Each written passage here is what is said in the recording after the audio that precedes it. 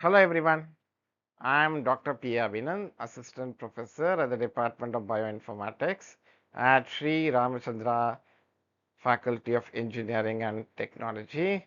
I am here going to talk to you about serial analysis of gene expression, which is in short called as SAGE, S-A-G-E, SAGE. So I'm pretty sure that you must be knowing about, or at least you must have heard about other gene expression profiling techniques such as microarrays, which is a chip-based technique, and the more recent technology called as RNA-seq. So before we actually start learning how SAGE works, let us try to understand why we need to do gene expression analysis. First of all, we must remember that all of us are born with more than 20 trillion cells in the body, and every one of these 20 trillion cells is going to have the same identical genome. I repeat again, every cell in the body is going to have the same identical genome. But then remember, the genes don't get expressed the same way in different cell types. So gene expression is different from one cell type to another. And also remember, gene expression will change depending on the stimuli you are being exposed to. Say, for example, you live in a cold climate and somebody else is living in a hot climate, the gene expressions are bound to be different. Similarly, gene expression will change from one pathological state to another pathological state. Say, for example, somebody who is normal or healthy and compare them with somebody who has colorectal cancer. The gene expression is going to be different. So we need to both qualitatively and quantitatively study gene expression from time to time in order to understand diseases, to understand the etiological pathways behind the diseases, how diseases progress. And we also need to understand this gene expression in order to compare two conditions. So serial analysis of gene expression is one such technique. It is quite powerful and it can be used for global analysis of gene expression. So here the word global does not signify the entire world. What we mean by global is that it is going to cover the entire genome. The biggest advantage of this method over other methods is that there is no requirement for prior knowledge of genes of interest, and it's going to provide us both qualitative and qualitative data of potentially every transcribed sequence in a particular cell type or a tissue type. So basically this technique is going to allow us to do simultaneous comparative and also quantitative analysis of gene specific probes. So these probes are going to be about 9 to 13 nucleotides long, and these probes are going to help us in doing the expression profiling. So these short sequences are called the SAGE tags, or serial analysis of gene expression tags, and these tags will be linked together and then they will be allowed to get sequenced.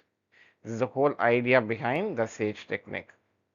The sequencing data is then analyzed to identify each gene expressed and the levels at which each gene are expressed. So basically we will know what are all the genes that are getting expressed in a particular scenario, and we will also know how much of that gene is going to be uh, expressed at that particular time, the quantitative and both qualitative. So what is the basic principle? So to give the principle in a very short manner, so this technique is going to use oligonucleotide sequence tags, as I told you, about 9 to 13 base pair length, and it's going to contain sufficient information to uniquely identify a particular transcript. Remember that there are only about 22,500 genes in the human genome, but the total number of proteins is way more than 200,000, which means that each gene is going to code for multiple proteins. That means each gene is going to produce multiple different transcripts. So coming back, our SAGE technique is going to use the oligonucleotide probe, and these probes are pretty short, right? But though they are pretty short, remember that these probes are going to contain sufficient information to identify the transcript from which it's going to bind with, or to which it's going to bind with. So in other words, these transcripts are highly specific transcripts. When I say specific, I mean it will bind only to the specific transcript, not to any other transcript. So its fidelity is very high. So these tags are going to be used to identify the genes and the relative abundance of the transcripts. And then what we are going to do is we are going to take these SAGE tags and concatenate them. Concatenate means join them end to end. And then we are going to do analysis. Usually about 25 to 50 SAGE tags can be concatenated together, and then they can be analyzed on a DNA sequencer. So there are basically four steps or four paths to the SAGE analysis. One, we need to do the mRNA isolation. So mRNA can come from any human sample. It can be from the blood, or it can be from any other tissue sample also. Then we will do what is called the cDNA synthesis. cDNA stands for complementary DNA. So you must be knowing about these type of viruses called retroviruses like HIV. So what is special about them? So these HIV like retroviruses, the genetic material is going to be RNA. So the RNA is going to be reverse transcribed into DNA by an enzyme called as reverse transcriptase, and then DNA is produced. So we are going to exploit this basic phenomenon in retroviruses. We are going to borrow the reverse transcriptase enzyme from retroviruses and use that to create cDNA. We are basically converting the mRNA into cDNA using the reverse transcriptase. And the third part, this cDNA is going to be the probe, and this probe is going to be pretty short, and that's what is going to be called as a SAGE tag. And the third step or the third part would be to tag and concatenate. So we are going to join the tags end to end, and the last part is doing the sequencing. Once the sequencing is being done, we will know the sequence of each of the tags that have been concatenated together, and then we can match the sequences to the database to realize or understand what are all the transcripts that are there in a particular sample. We will also know how much of each of the particular transcript is going to be there. So now let's see a step-by-step workflow of the technology. So as we already said, we are going to take the mRNA, we're going to extract it from blood or any other tissue sample. Then cDNA synthesis will be done with the reverse transcriptase. Then the tag generation will be done by using an anchoring enzyme to cut the cDNA at specific sites. And then we use something called ditag ligation. So ditag ligation is basically ligating two cDNA tags together using linker sequences. So it's now just going to be two cDNA tags. It's going to be first tag with the second one, second tag with the third one, third tag to the fourth one, like that. And then we will do a PCR-based amplification by adding the right primer, and then we are going to add DNA polymerase in order to amplify the concatenated sequences. And then we will join the concatenated sequences together, and then we will do the sequencing. And at the end of sequencing, we will compare the sequences to the database to identify what are all the transcripts that are there. So this diagram very much tells you what happens in the SAGE technique.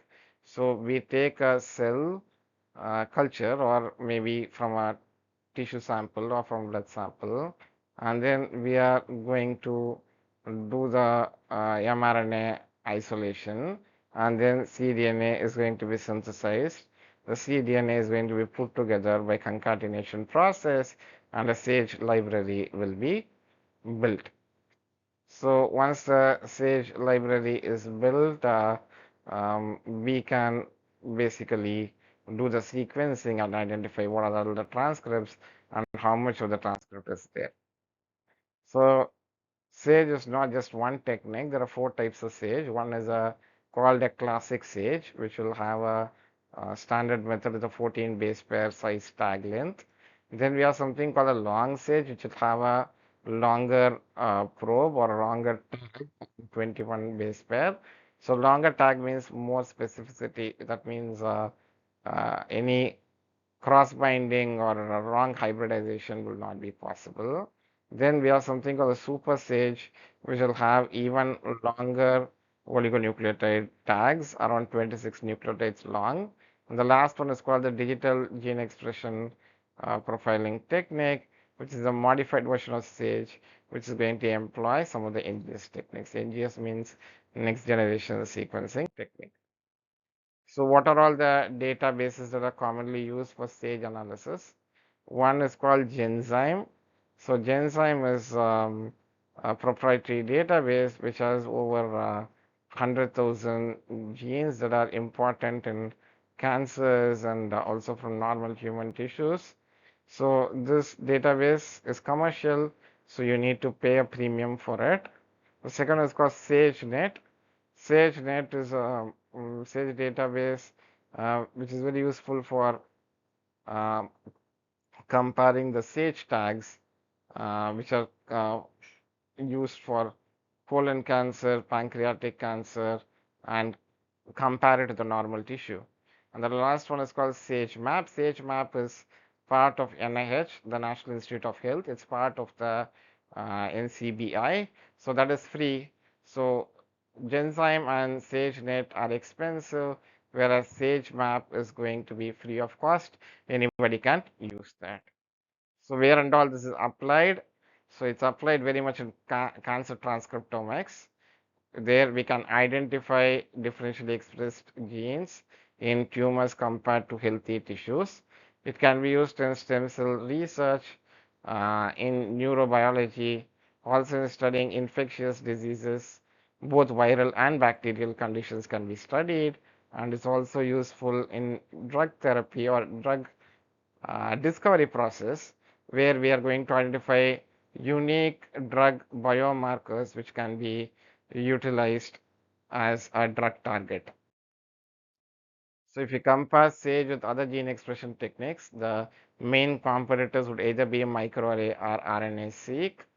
So in all the three techniques, they have their own merits and demerits. So SAGE and RNA-seq don't need any sequence knowledge, whereas microarray needs you to have sequence knowledge. Unless you have the complete genome sequence, microarray is not possible. And SAGE will help us to do quantification, and RNA-seq is also very good at doing quantification, whereas microarray can still do quantification but not very good at that.